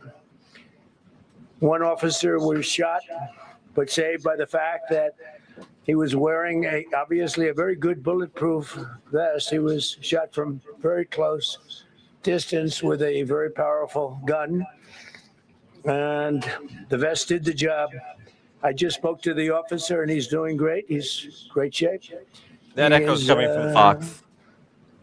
Has very high spirits, and we told him we love him and respect him, and he's a very proud guy. He's very proud of what he does, Secret Service agent. And we looked at all of the conditions that took place tonight, and I will say, you know, it's not a particularly secure building. And I didn't want to say this, but this is why we have to have all of the attributes of what we're planning at the White House. It's actually a larger room, and it's much more secure. It's drone-proof, it's bulletproof glass. We need the ballroom. That's why Secret Service, that's why the military are demanding it. They've wanted the ballroom for 150 years for lots of different reasons, but today's a little bit different, because today we need levels of security that probably nobody's ever seen before. But everyone owes a tremendous debt of gratitude to the courage of law enforcement, the law enforcement, and working with the D.C. police. And we just spoke with the mayor. And when we're finished, the police chief is going to take over and discuss it also from their viewpoint. But they also performed exactly as they were supposed to. And you see the attacker in different positions, but you also see the attacker totally subdued and under control. So as you know, this is not the first time in the past couple of years that our republic has been attacked by a would-be assassin who sought to kill. In Butler, Pennsylvania, less than 2 years ago, you all know that story. And in Palm Beach, Florida, a few months after that, we came close. We really had, again, we had some great work done by law enforcement. But in light of this evening's events, I ask that all Americans recommit with their hearts in resolving our difference peacefully. We have to resolve our differences. I will say, you had Republicans, Democrats, independents, conservatives, liberals, and progressives.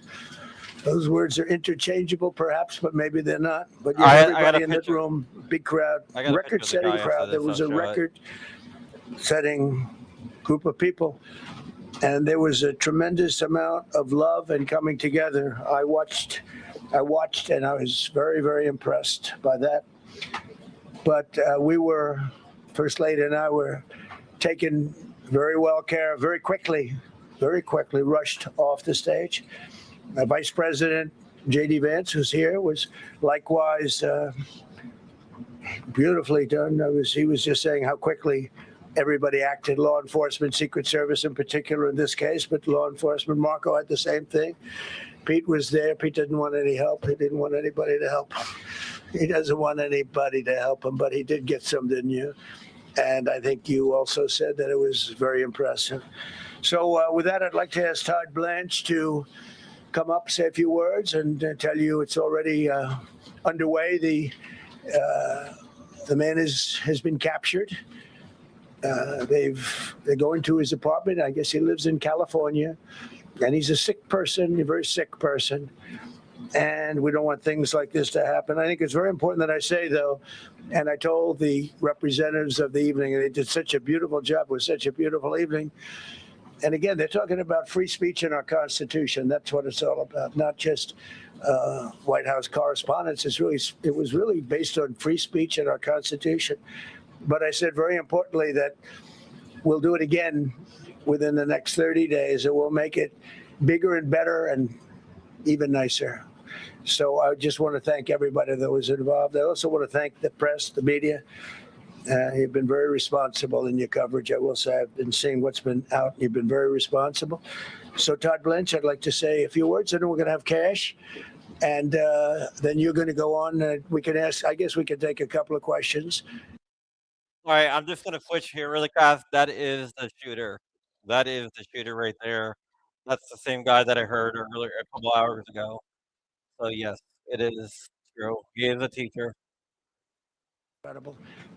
And we're going to reschedule. He We're is going a to do it teacher. again. He's a We're game not going to developer. let anybody take over our 31-year-old society. We're not going to cancel things out because we can't do that. We wanted to stay tonight. I will tell you, I fought like hell to stay, but there was protocol. They said, please, sir, because they didn't know there was a lot of action going on, and they didn't know could there be probably a lone shooter, but we'll find out. We'll find out very quickly.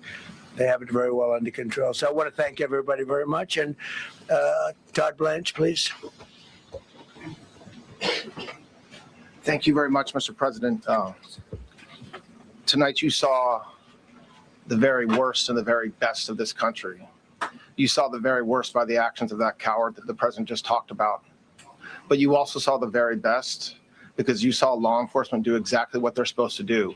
And you'll see the videos come out, I expect, very shortly, and you'll see law enforcement do exactly what we want them to do. And so I echo what President Trump just said, that we are extraordinarily grateful and appreciative of the men and women of law enforcement that did their jobs tonight, including one who was injured.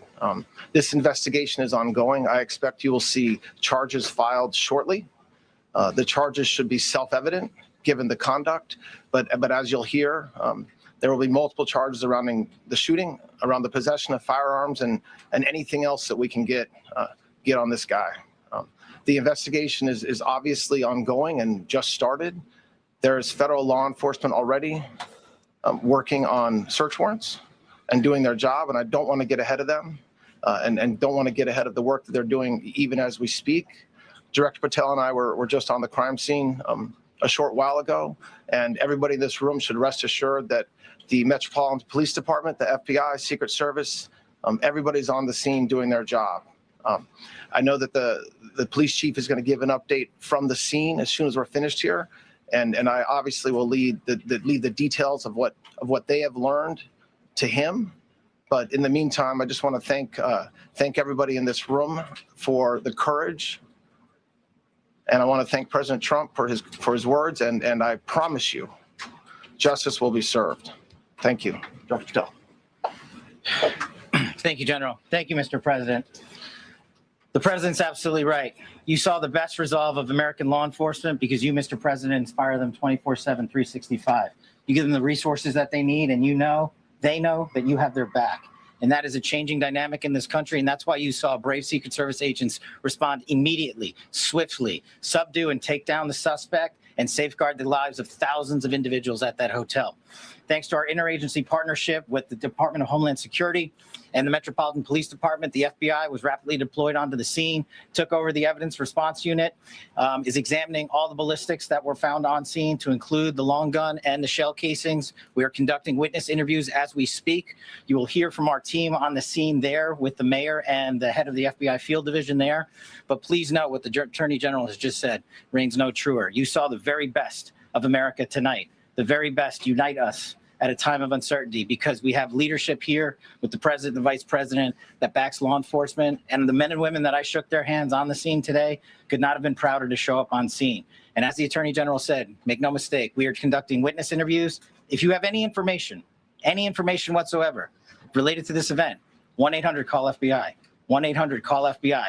No piece of information is too small. No piece of information is inadequate. We will evaluate it all. We will also be conducting interviews of those that were there. And if any of those individuals have information, please come forward to law enforcement at the FBI or the Metropolitan Police Department. We will be examining this individual's background thoroughly. That process has already started. And we are going to ensure that he was either a lone wolf actor or anyone else that was responsible. We will analyze all evidence immediately to make sure that we safeguard this country. Mr. President, Mr. Vice President, thank you for your leadership. Attorney General and Homeland Secretary Merlin, thank you for your partnership in law enforcement. Thank you, Ken. Okay, we'll do a couple and then we go to the chair. Madam Chairman, I just want to say you did a fantastic job. What a beautiful evening, and we're going to reschedule. After that, it's very tough for her to ask a killer question, right? But you have done a fantastic job. Please. Mr. President, I appreciate it. As you mentioned, it all happened so quickly. Yeah. And I wonder, especially because unfortunately you have experience with these sorts of threats, in that moment when you realized there was a threat and service agents were telling us to get down, can you describe what was going through your mind, how you were feeling in that moment? That's a very good question. Actually, it's always shocking when something like this happens. Happened to me a little bit, and that never changes. The fact we're sitting right next to each other, First Lady on my right, and I heard a noise and sort of thought it was a tray. I thought it was a tray going down. I've heard that many times, and it was a pretty loud noise. And it was from quite far away. He hadn't breached the area at all. They really got him. But so it was quite far away, but it was a gun. And some people really understood that pretty quickly. Other people didn't. I was watching to see what was happening. Probably should have gone down even faster. Melania was very cognizant, I think, of what happened. I think she knew immediately what happened. She was saying, that's a bad noise. And we were whisked away along with other people, but we were really whisked away. And again, the performance of the Secret Service and the police, all of the law enforcement, I thought was really good. So it was very quick. There wasn't a lot of time to be thinking because it was a matter of seconds before we were out the door and gone into an area. We very much, and you wanted to too, we very much wanted to continue it because I don't like to let these sick people, these thugs, these horrible, horrible people change the fabric of our life, change the course of what we do. So we held out. You were there. We held out right till the end, but they didn't want to take a chance, and I understand there was protocol. But we're going to be doing one hopefully within the next 30 days or sooner, and I am ready, willing, and able. And I was all set to really rip it. And I said to my people, this would be the most inappropriate speech ever made if I said one. So I'll have to save it. I don't know if I could ever be as rough as I was going to be tonight. I think I'm going to be probably very nice. I'll be very boring the next time, but we're going to have a great event. And you did a fantastic job. Thank you very much. Peter, go ahead. Thank you, President Trump. There's a report in the New York Post that this assailant assembled his weapon somewhere on site at the hotel. What do you think about that? And I ask respectfully, why do you think this keeps happening to you? Well, you know, I've studied assassinations, and I must tell you, the most impactful people, the people that do the most, you take a look at the people, Abraham Lincoln, I mean, you go through the people that have gone through this where they got them. But the people that do the most, the people that make the biggest impact, they're the ones that they go after. They don't go after the ones that don't do much because they like it that way.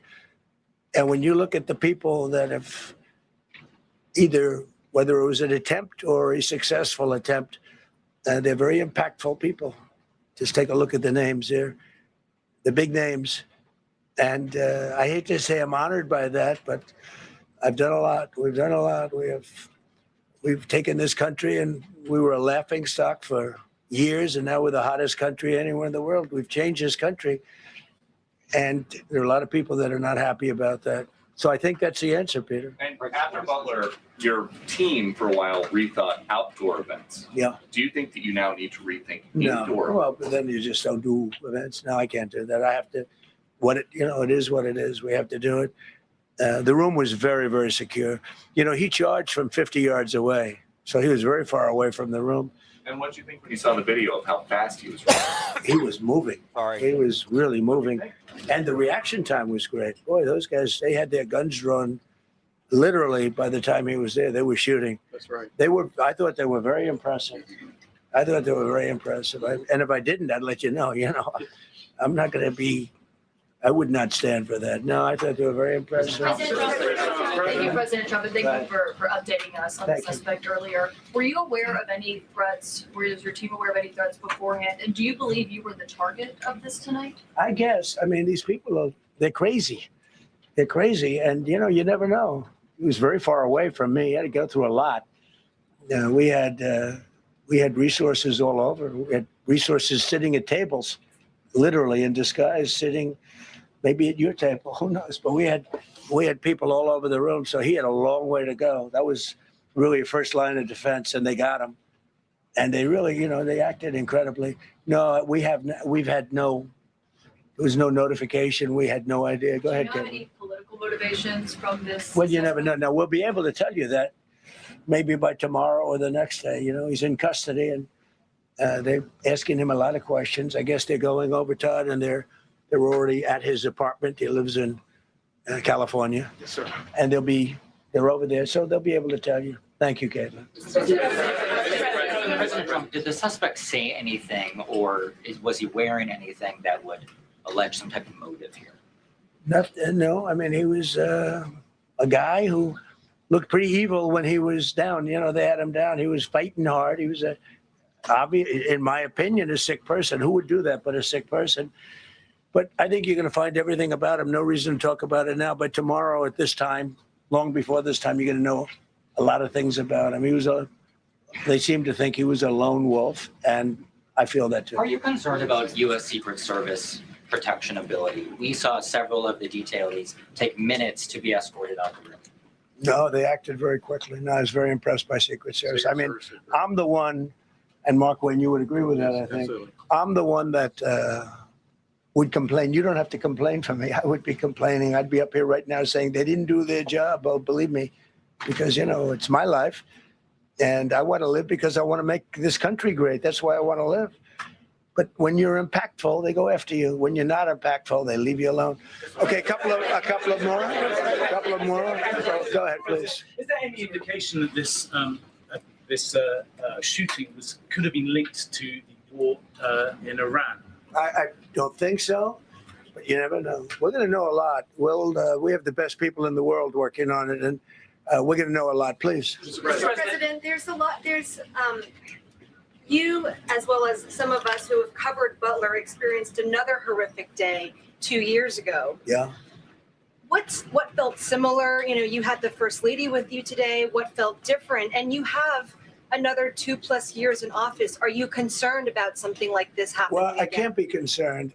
I can only get great people. They did the job, in my opinion, a much better job than Butler. Butler had one weak spot that we all know about. Somebody should have been up there. But even Butler, we had our sniper on our side within 4.2 seconds from a distance of about 400 yards, one shot, and he was gone. And if he didn't do it now, he's David. His name was David. I say, hello, David, every time I see him. David, I like you very much, David. But think of that.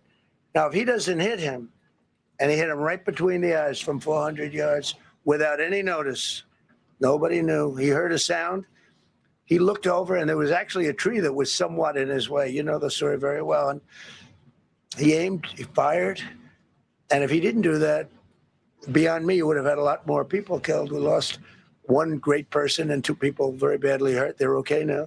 But no, that was so in a sense, that was pretty amazing, the job they did. But they did have that one weak spot. As you know, they should have had that covered. Tonight, they had everything covered very quickly. And he was fast. He was running full blast, and they got him. before they got any further. I was very far away. You know, he hadn't anywhere close to breached the doors of the ballroom. The ballroom was sealed, and everybody in there. That's why once those doors opened, they didn't want to do tonight. If the doors weren't opened, we could have probably done it tonight. But I think we're much better off rescheduling. Yeah, please. Mr. President, for you and perhaps law enforcement as well, what is the level of confidence that this was a lone actor? And has the suspect made any statements to police while in custody? Yeah, I think it's just it's my profession. We have great professionals up here and outside that have been working with us. My impression is he was a lone wolf, whack job. These are crazy people. These are crazy people, and they have to be dealt with. We had that in the second attempt, as you know, and he's spending life in prison. Because if you let him out, they'll probably, you know, if he serves 10 years or 15 years, you let him out, he'll probably try it again with somebody else. They're sick people. We have a lot of sick people. But you're going to know, I think very shortly, you're going to know, Todd, a lot about him. You're going to know a lot about him. Yeah, a couple of more. Yeah, please, go ahead.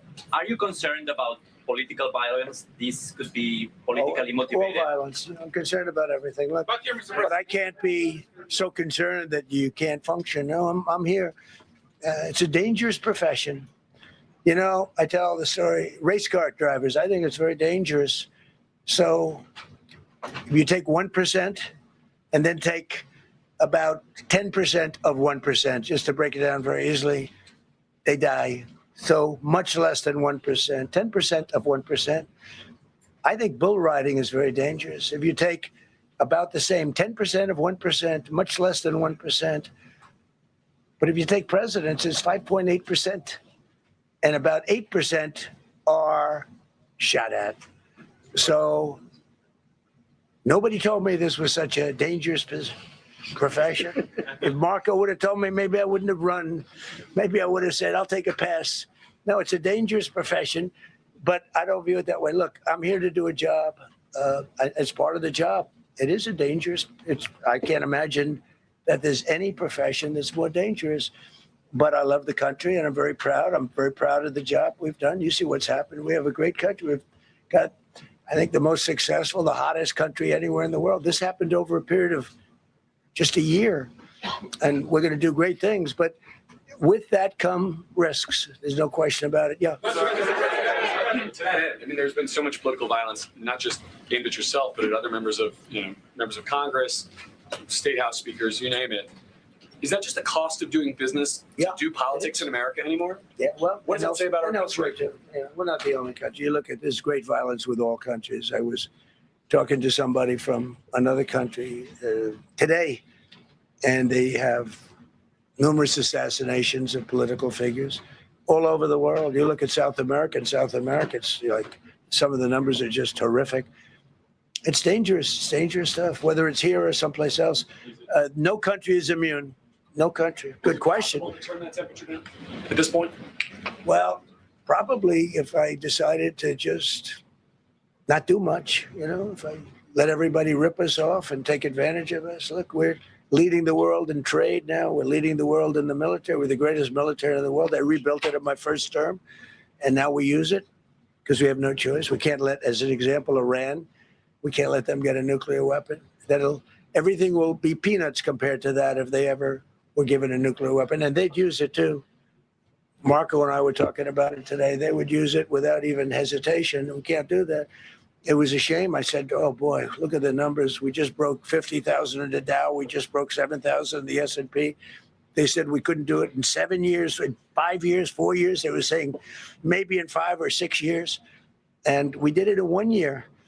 And I called everybody together. I called all of these people and others, and I said, we have to take a little journey. I seek to do this. We just had the great number. We just broke 50,000. Wasn't supposed to happen during my term. Wasn't reachable. Did it in 1 year. And I said, we're going to have to make a journey to Iran. They're going to have a nuclear weapon if we don't do it. We had the B-2 bombers take them out. I terminated in the first term the Obama agreement, the Iran nuclear agreement, which was a disaster. That was a road to a nuclear weapon. They would have used it. They would have used it 100%. So, you know, when you do things like that, you become a target. If I wasn't doing that, I guess I'd be a lot less of a target. But I'm honored to be. Okay, one more question. Go ahead.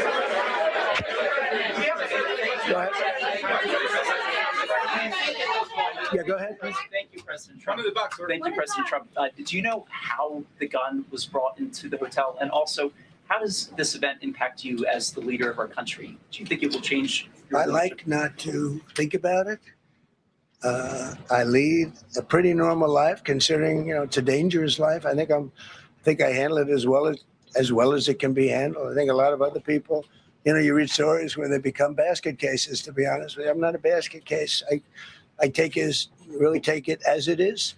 I do it for the country. I'm not doing it for any other reason. I have a first lady who's doing a terrific job. She loves the country, and she recognizes it better than anybody. She's told me numerous times. She said, "You are in a dangerous job," but that goes along with her too. I mean, it's dangerous for her too. We sat there tonight. We heard that noise, and it was either a tray or a bullet. I was hoping it was a tray, but it wasn't. And again, we had some very brave people doing a great job, so we're very proud of them and happy with them. I just want to thank everybody. They will be able to give you all that information as to the names and everything else. I think we released the names already. Most of you would have it, but his name. We appreciate it. I see so many tuxedos and beautiful dresses. It was a little different evening than we thought, but we're going to do it again, and we have a great chairman who we're so proud of, and we have to make it better. We'll make it safer, I guess, right? But we're going to make it even better. Okay, thank you very much. Thank you. President Trump, can we hear from her about how impactful this was? Can we hear from her about? Well, honey, would you want to say something? Okay.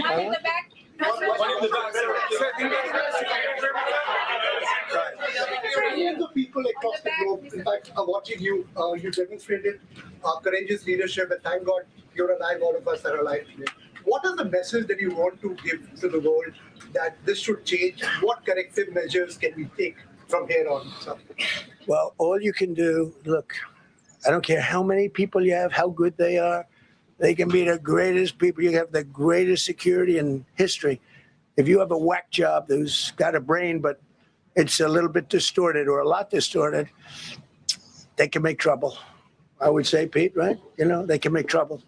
Some of these people are of genius level IQ, and they're nuts. So it can be trouble. So you do absolutely the best. You get the best. We have the best people. Well, look, it was proven tonight. He started running from 50 yards, and he was fast. He was like a blur on tape. I got a video of it. He was moving. It was very impressive the way they got him. Moving fast. Because a lot of people would be looking and saying, you know, it's like a weird feeling, and they would let him get through, but they didn't let him get through. They drew those guns so fast. They looked like Matt Dillon. They looked like somebody that knew what they were doing, and we really do. But it comes with the territory. And if you want to do a great job, I really believe that. And you take a look at what's happened to some of our greatest presidents, and it doesn't happen to people that don't do anything. And it's not going to deter me from winning the war in Iran. I don't know if that had anything to do with it. I really don't think so, based on what we know. But we're going to continue to do a great job. That's all I can do. Thank you very much. I'll see you tomorrow. Thank you. Thank you. All right, guys, this is it. Then we're gonna get out of here. This is. I'm gonna go ahead and put this full screen here. This is. I'm gonna turn off this for a second. This is the guy trying to breach security. We're gonna watch it right now.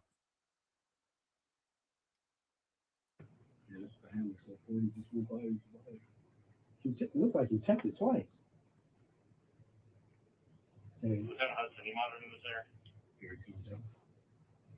So there he goes.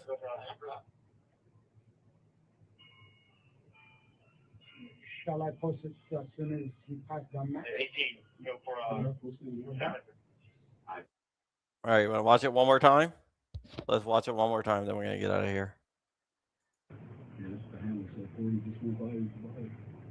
It looked like he checked it twice. Lieutenant Hudson, you monitoring this area?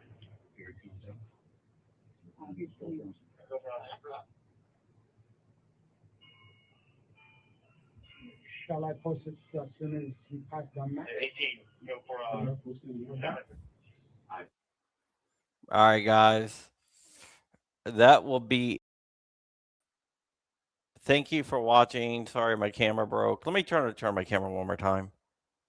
That's wrong camera. All right, let me switch over here. Nope, it does not work. All right, guys.